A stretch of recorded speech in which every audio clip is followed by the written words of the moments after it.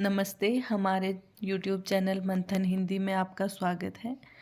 आज की क्लास में हम पढ़ेंगे UGC नेट JRF हिंदी की इकाई 1, जिसके अंतर्गत देवनागरी लिपि की विशेषताएं, देवनागरी लिपि का मानकीकरण के विषय में चर्चा करेंगे। सबसे पहले बात करते हैं लिपि। लिपि क्या होती है? किसी भाषा को लिखने की प्रणाली या तरीका लिपि कहलाती है। उच्चरित ध्वनि संकेतों की सहायता से भाव या विचार की अभिव्यक्ति भाषा कहलाती है। जो उच्चरित ध्वनि संकेतों की सहायता से जिन भावों और विचारों की अभिव्यक्ति होती है वह भाषा कहलाती है, जबकि लिखित वर्ण संकेतों की सहायता से भाव या विचार की अभिव्यक्ति लिपि कहलाती है। भाषा श्रव्य होती है जबकि लिपि दृश्य होती है। देवनागरी लिपि।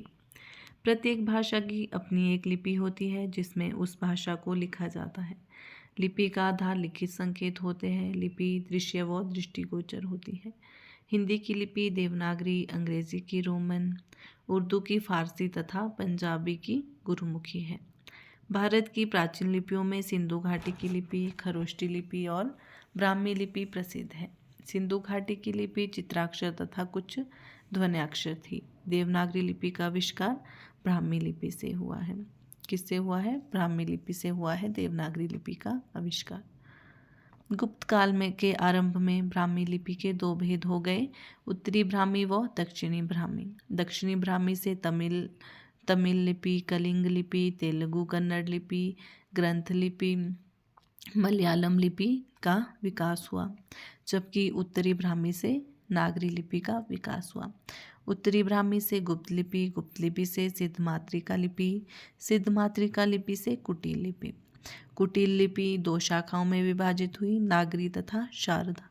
शारदा लिपि से गुरुमुखी लिपि, कश्मीरी लिपि, लहंदा लिपि और टांकरी लिपि का विकास हुआ, जबकि नागरी लिपि दो शाखाओं में विभाजित हुई, पश्चिमी शाखा और पूर्वी शाखा। पश्चिमी शाखा से देवनागरी लिपि, राजस्थानी लिपि, गुजराती लिपि, महाजनी लिपि और कैथी लिपि का विकास हुआ, और पूर्वी शाखा से बांग्ला लिपि, असमी और उड़िया लिपि का विकास हुआ। किससे? कौन सी नागरी की किस शाखा से? पश्चिमी शाखा से देवनागरी लिपि का विकास हुआ है। देवनागरी लिपि का सर्वप्रथम प्रयोग गुजरात के राजा जयभट्ट के एक शिलालेख में हुआ है। यह लिपि हिंदी प्रदेश के अतिरिक्त महाराष्ट्र व नेपाल में प्रचलित है। गुजरात में सर्वप्रथम प्रचलित होने से वहाँ के पंडित वर्ग अर्थात नागर ब्राह्मणों के नाम से इसे नागरी कहा गया। देवभाषा संस्कृत में इसका प्रयोग होने से इसके साथ देव शब्द जुड़ गया। देवताओं की उपासना के लिए जो संकेत बनाए जाते थे उन्हें देवनागर कहते थे। वे संकेत लिपि के समान थे, वहीं से इसे देवनागरी कहा जाने लगा। सर्वप्रथम महादेव गोविंद रानाडे ने लिपि सुधार समिति का गठन किया। काका कालेलकर ने औ की 12 खड़ी का सुझाव दिया तथा स्वर ध्वनियों की संख्या को कम कर दिया गया, जैसे ओ, आ, ई, अ, उ, छोटा ऊ, बड़ा ऊ, ए, ऐ, ओ, औ। डॉक्टर श्याम सुंदर दास ने पंचमाक्षर के स्थान पर अनुस्वार का प्रयोग करने का सुझाव दिया, जैसे हिंदी में नौ के स्थान पे अनुस्वार का प्रयोग, कंठ में णौ के स्थान पे अनुस्वार का प्रयोग किया गया। श्रीनिवास का सुझाव था कि महाप्राण ध्वनियों के स्थान पर अल्पप्राण ध्वनियाँ शामिल कर उनके नीचे कोई चिन्ह लगाकर प्रयोग किया जाए। हिंदी साहित्य सम्मेलन प्रयाग 5 अक्टूबर 1941 ने लिपि सुधार हेतु एक बैठक की, जिसमें मात्राओं को उच्चारण क्रम में लगाने तथा छोटी ई की मात्रा को व्यंजन के आगे लगाने का सुझाव पेश किया। वर्ष 1947 में उत्तर प्रदेश सरकार द्वारा गठित समिति की अध्यक्षता नरेंद्र देव ने की, जिसमें निम्न सुझाव पेश किए। कौन कौन से सुझाव पेश किए? औ की 12 खड़ी भ्रामक है, मात्राएं यथास्थान रहे परंतु उन्हें थोड़ा दाहिनी ओर लिखा जाए। अनुस्वार व पंचमाक्षर के स्थान पर बिंदी से काम चलाया जाए। दो तरीकों से लिखे जाने वाले अक्षरों में निम्न अक्षरों को स्वीकार किया जाए: अ, ज, ध, भ, ल। संयुक्त वर्णों क्ष, त्र, य, श्र को वर्णमाला में स्थान दिया जाए। उपरोक्त सुझावों में कुछ परिवर्तन कर इन्हें स्वीकार कर लिया गया है। समय समय पर इसमें सुधार होते रहे हैं। फारसी की क, ख, ग, ज, भ फ ध्वनियाँ भी शामिल कर ली गई तथा कुछ अंग्रेजी के अक्षरों को भी शामिल किया गया है। देवनागरी लिपि की विशेषताएं। देवनागरी लिपि की विशेषताएं निम्नलिखित है। देवनागरी लिपि पर प्राय दोषारोपण होता रहा है कि इसमें वर्णों की संख्या अधिक है, परंतु वास्तविकता तो यह है कि यहाँ वर्णमाला का वर्गीकरण अत्यंत वैज्ञानिक है। इसके वर्ण सभी ध्वनियों को प्रस्तुत करने में सक्षम है। पूरी वर्णमाला पहले स्वर फिर व्यंजनों में वर्गीकृत है। स्वरों का वर्गीकरण भी एक स्वर वर्ण के पश्चात दीर्घ वर्ण निश्चित है। जैसे अ के बाद आ दीर्घ वर्ण है, ई के बाद बड़ी ई, छोटा ऊ, बड़ा ऊ, री, ए, ऐ, ओ, औ, अंग, आ। कैसी लिपि है देवनागरी? एक वैज्ञानिक लिपि है। इसमें वर्णमाला का वर्गीकरण कैसा है? वैज्ञानिक है और सभी ध्वनियों को प्रस्तुत करने के लिए ये सक्षम है। व्यंजन वर्णों का वर्गीकरण कंठीय, तालव्य, मूर्धन्य, दंतीय, ओष्ठ्य, अंतस्थ, ऊष्म, संयुक्त व्यंजन व द्विगुण व्यंजनों के रूप में वर्गीकृत है। पुनः व्यंजनों को अल्पप्राण, महाप्राण, अघोष, सघोष में वर्गीकृत किया गया है। ऐसी विशेषता अन्य लिपि में नहीं है। वह स्वर ध्वनियों के उच्चारण में किसी अन्य ध्वनि की सहायता नहीं लेनी पड़ती, परंतु व्यंजन के उच्चारण में अन्य ध्वनियों की सहायता लेनी पड़ती है। जो स्वर ध्वनियाँ हैं वो कैसी है? स्वतंत्र है, उसके लिए किसी अन्य ध्वनि की सहायता नहीं लेनी पड़ती है और व्यंजन ध्वनि के उच्चारण के लिए स्वर ध्वनियों की आवश्यकता पड़ती है। देवनागरी लिपि अक्षरात्मक है। कैसी है देवनागरी लिपि? अक्षरात्मक है। यह विशेषता अन्य लिपियों में नहीं पाई जाती। इस लिपि में शब्दों को लिखने के क्रम से स्वर और व्यंजन वर्ण अलग अलग नहीं लिखे जाते, बल्कि संयुक्त होकर पूर्ण अक्षर का निर्माण करते हैं, जैसे कमल, कलम। वह अक्षरात्मक लिपि में वर्ण के ऊपर नीचे दाएं बाएं कहीं भी मात्राओं का प्रयोग हो सकता है, परंतु उच्चारण पहले वर्ण का होगा और उसके पश्चात मात्राएं उच्चारित होगी, जैसे कोमल, फिर दोमट, फिर कुम्हार। अक्षरात्मक लिपि अक्षर प्रयोग के कारण कम स्थान घेरती है, जबकि वर्णात्मक लिपि वर्णों के पहले प्रयोग के कारण समय, श्रम तथा स्थान सभी दृष्टिकोण से उपयुक्त नहीं है। जैसे राम, राम अक्षरात्मक में कैसे है? स्थान कम घेरती है, और वर्णात्मक लिपि में जैसे अंग्रेजी की लिपि रोमन है, कैसी है? वर्णात्मक लिपि है, ये क्या करती है? स्थान अधिक घेरती है। राम, कृष्ण, संभव। देवनागरी लिपि के सभी ध्वनियों को अंकित करने की क्षमता है, परंतु रोमन लिपि में ऐसा नहीं है। जैसे हिंदी के वर्ण नौ और नौ के लिए एन अक्षर का प्रयोग रोमन लिपि में किया जाता है, जैसे दो और डॉ के लिए डी अक्षर का प्रयोग ही रोमन लिपि में किया जाता है। देवनागरी लिपि में प्रत्येक ध्वनि के लिए एक निश्चित वर्ण है तथा प्रत्येक वर्ण से एक निश्चित ध्वनि ही निकलती है।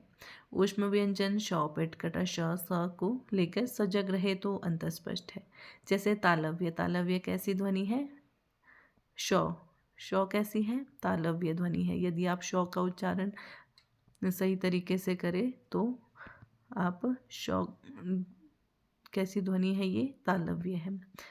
पेट कटा श कैसी है? मूर्धन्य है। दंतीय कौन सी है? स का प्रयोग अलग अलग है। र ध्वनि के लिए चार वर्ण प्रतीक एक ही वर्ण के चार कोणीय परिवर्तन मात्र है, जैसे राम, कृति, कर्म और त्रिशूल। यहाँ रो वर्ण का प्रयोग अलग अलग रूप में हुआ है। सी से क, ए से अ तथा आ ए तीनों ध्वनियाँ निकलती है, जैसे cake, cat, car, bat. Devanagari लिपि में प्रत्येक वर्ण के लिए निश्चित उच्चारण है, परंतु रोमन लिपि में एक ही वर्ण अलग अलग शब्दों के साथ अलग अलग उच्चारण देता है। जैसे कॉल, कॉल से सी का उच्चारण, कॉल में सी क का उच्चारण देती है, सिटी में सी सौ का उच्चारण देती है। देवनागरी लिपि में मूक वर्ण, साइलेंट लेटर जैसी समस्या नहीं है, परंतु रोमन लिपि में ऐसी समस्या है। रोमन लिपि में शब्द लिखे कुछ और कहे कुछ जाते हैं, उच्चारित कुछ और होते हैं। जैसे नॉलेज, नॉलेज में के साइलेंट है, डब्ल्यू साइलेंट है, डी साइलेंट है। और नाइफ में के कैसा है? ये मूक वर्ण है। हेमरेज में ई ओ एच मुख्य वर्ण है। देवनागरी लिपि में सभी वर्णों को लिखना आसान है। देवनागरी लिपि में वर्णों को लिखने के लिए एक पड़ी रेखा, एक खड़ी रेखा, एक अर्धवृत्त का सहारा ही काफ़ी होता है।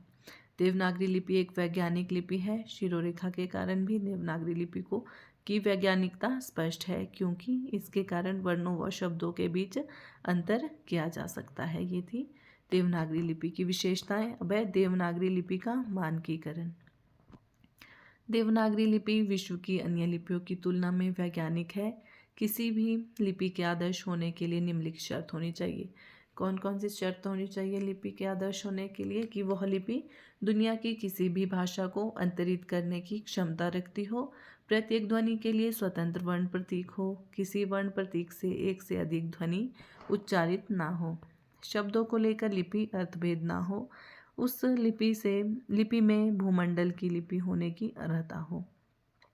उपरोक्त तथ्यों के आधार पर यदि देवनागरी लिपि की बात करें तो ये लिपि निश्चित तौर पर वैज्ञानिक है, परंतु कुछ समस्याओं के कारण यह मानकीकरण की दिशा में उलझी हुई है। इसकी मानकता के लिए कुछ सुझाव निम्नलिखित है। शिरोरेखा के प्रयोग को अनिवार्य कर देना चाहिए। इसमें वर्णों के बीच भेद किया जा सकता है। शिरोरेखा के अभाव में ध, घ, ख, व, र, व, म, भ का अंतर स्पष्ट नहीं हो पाता है। ध्वनियों के उच्चारण में एक रूपता अति आवश्यक है। इस लिपि के वर्णों की द्विरूपता को समाप्त कर देना चाहिए, जैसे अ, श, रा, ण, ज, फ, ल, त, त्र आदि। संयुक्त वर्णों का प्रयोग संयोग, लेखन का व उच्चारण लाघवता व तीव्रता को दर्शाता है। इसे भी बनाए रखा जाए, जैसे क्ष, त्र, ज्ञ।